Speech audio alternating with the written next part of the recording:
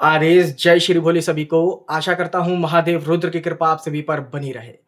आज जो वीडियो है बहुत ही इंटरेस्टिंग है और जैसा कि आप लोगों ने थंबनेल पर देखा ही होगा कि अप्सरा अप्सरा साधना लोग वीडियो डालते हैं, बताते हैं। पॉडकास्ट पे भी मैंने बहुत लोगों की टाइम पास वाली वीडियोस देखी हैं जो बताते हैं कि ये सिद्धि हो जाती है, मैंने सिद्धि कर रखी है, मैंने 1 दिन में बुला ली थी, मैंने 5 दिन में बुला ली थी, सामने आ गई थी, वो ऐसा था, ऐसा था। पर आज मैं आप लोगों को कुछ ऐसी रियलिटी बताऊँगा अप्सराओं के विषय में, जिसको जानने के बाद आप जब अप्सरा साधना करेंगे, तो आपको रियलिटी का जो रियलिटी होती है, उसके विषय में जानकारी होते हुए सिद्धि कैसे प्राप्त करनी है, शक्ति से कैसे वचन लेने हैं, शक्ति से कैसे कार्य लेने हैं, वो सारी चीज़ें क्लियर हो जाएँगी। तो चलिए शुरू करते हैं।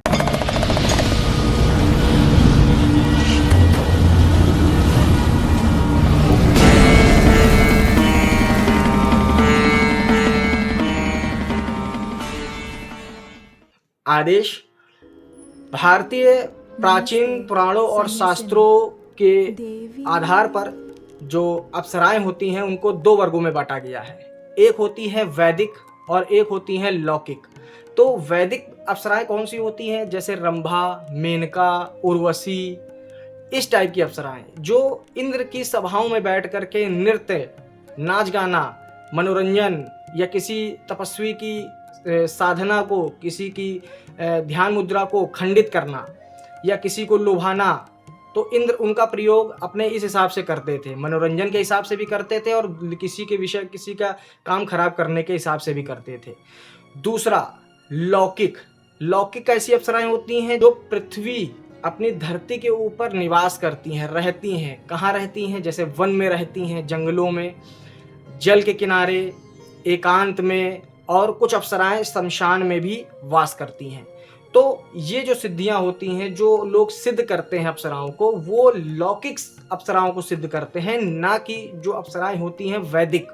इनमें बहुत अंतर होता है, इनकी साधनाएं बहुत ही अंतर होता है करने के लिए, बहुत ही तपस्या करनी पड़ती है, बहुत ही इसके लिए जिगरा चाहिए होता है। तो आप लोगों को समझ में आ गया कि 2 तरीकों की होती हैं और टोटल जो शास्त्रों में, पुराणों में बताया गया है, टोटल 108 तरीके की अप्सराएं होती हैं, जिसमें से जो प्रमुख 45 बताई गई हैं और 45 में भी अष्ट अप्सराएं जो होती हैं, जिसमें जो उनका नाम है रंभा, उर्वशी, मेनका, तिलोत्मा, पुंजस्थला, घृताची, सहंजया, प्रमोलोचा। तो ये इस तरीके की 8 जो मेन बताई गई हैं कि ये सुप्रीमो हैं, ये अप्सराएं जो हैं ये सुप्रीमो हैं, मतलब इनको कोई भी सिद्ध कर लेता है, या जो अप्सराएं इनके पास ये किसी के साथ में चलती हैं या सिद्ध होती हैं, तो वो व्यक्ति धन धान्य, सुख और हर एक चीज़ से परिपक्व होता है, क्योंकि इनको एक तरीके का वरदान भी मिला है और ये कभी बूढ़ी नहीं होती हैं। इनकी हमेशा जो आयु होती है, एक 16 साल की कन्या के सौंदर्य कन्या के रूप में, सुंदरी के रूप में ही रहती है। तो इसके चलते हुए आप लोग कभी इस चीज़ के भ्रांति में मत आएँ कि कोई मैं अप्सरा सिद्ध करूँगा तो वो अप्सरा सिद्ध हो करके मेरे को जैसे कोई 35-40 साल, 45 साल की अप्सरा सिद्ध हो जाएगी, ऐसा नहीं होता। 16 से लगा करके 20 साल की उम्र के अंदर ही अंदर सारी अप्सराओं का जो भी रहता है, जो भी उम्र रहती है, तो वे, और इनके अंदर एक खास बात क्योंकि ये होती है कि वे अपने रूप को अपनी मर्जी से बदल सकती हैं। जैसा देश वैसा भेष बनाने की उनके पास काबिलियत होती है, तभी लोग इनको 52 रूपी भी कभी कभी बोल देते हैं, छलिया भी बोल देते हैं, कभी कभी बोलते हैं कि रूप बदलने वाली विद्या भी बोल देते हैं। तो जो अप्सराएं होती हैं ये किन की पत्नियां होती हैं? अप्सराएं जो होती हैं ये गंधर्वों की पत्नियां होती हैं, जो चमत्कारी और जो मैजिकल जो नहीं होते, एक तरीके के जो संगीतकार होते हैं, बहुत ही चमत्कारी संगीतकार होते हैं, जो उनके संगीत के आगे, मतलब मान के चलिए दुनिया घूमने लग जाए, आसन डोलने लग जाए, ऋषि मुनि के ध्यान भंग होने लग जाए, तो इस तरीके के जो संगीतकार होते थे, तो उनकी ये पत्नियां होती। और अब बात करते हैं कि इनकी सिद्धि करने के बाद एक व्यक्ति को क्या प्राप्त होता है।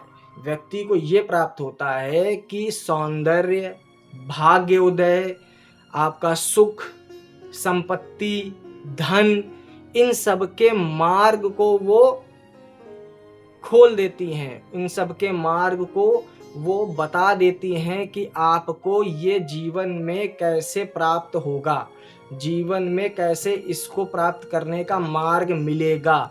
या फिर उस मार्ग पे आपको चलने का रास्ता बता देंगे या करने का तरीका बता देंगे, जिससे कि आप अपने जीवन में सुख, संपत्ति, सौंदर्य, भाग्य सारी चीज़ों की प्राप्ति कर सकते हैं।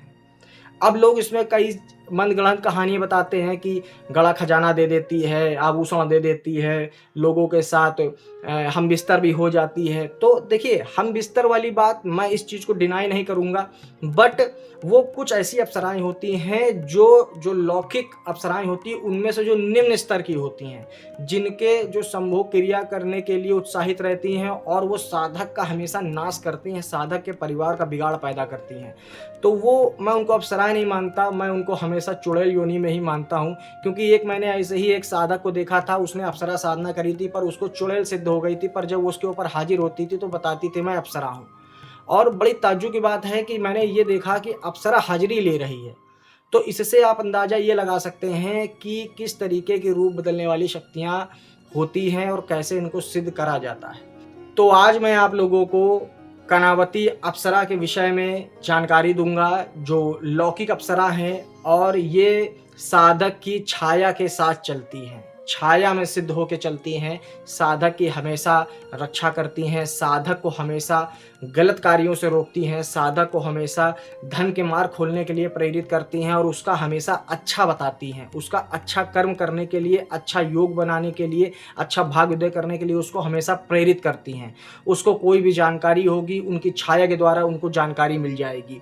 वो एक जैसे हमजाद होता है, जैसे एक छाया पुरुष होता है, वैसे ही कर्णावती अप्सरा की एक सिद्धि होती है, जो साधक की छाया के साथ सिद्ध हो जाती है और वो उसके साथ हमेशा रहती है, चौबीसों घंटे उसके साथ रहती है। और साधक जो उसके मन में चल रहा होता है, जो उसके दिमाग में परेशानियां दिक्कत हो रही होती है या उसके मन में कोई भी ख्याल होता है, तो वो उसके विषय में आप लोगों को जानकारी देती रहती है, उसका सुझाव देती रहती है, उसका निष्कर्ष बताती रहती है, उसका जो भी आपको करने का तरीका है, उसको कैसे उस मार्ग से निकला जाए, उस संकट से निकला जाए, या हमको कैसे आगे बढ़ना है, किस प्रकार से हमको अपने जीवन में तरक्की करनी है, वो सारी चीज़ें साधक को बताती रहती है।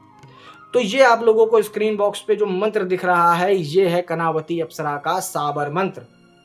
ये 11 से 21 दिनों की साधना है और कैसे इसको सिद्ध करना है इसका मैं विधान आप लोगों को नहीं दूंगा। विधान जिन जिन साधकों को चाहिए वो मेरे से संपर्क करके विधान ले सकते हैं साधना का, क्योंकि किसी भी साधना को करने पे अगर आपके पास उसका सटीक सही विधान नहीं है तो वो साधना आपके लिए बेकार है। तो विधान आप लोगों को चाहिए तो आप हमसे संपर्क कर सकते हैं। नीचे आप लोगों को नंबर दिख रहा होगा, तो नंबर पे आप व्हाट्सअप कर सकते हैं, कॉल कर सकते हैं और विधान को दीक्षा में ले सकते हैं। तो वीडियो अच्छा लगा हो, जानकारी अच्छी लगी हो, तो वीडियो और जानकारी के आधार पे चैनल को सब्सक्राइब करिएगा और वीडियो को लाइक करिएगा। तब तक के लिए जय श्री भोले आदेश।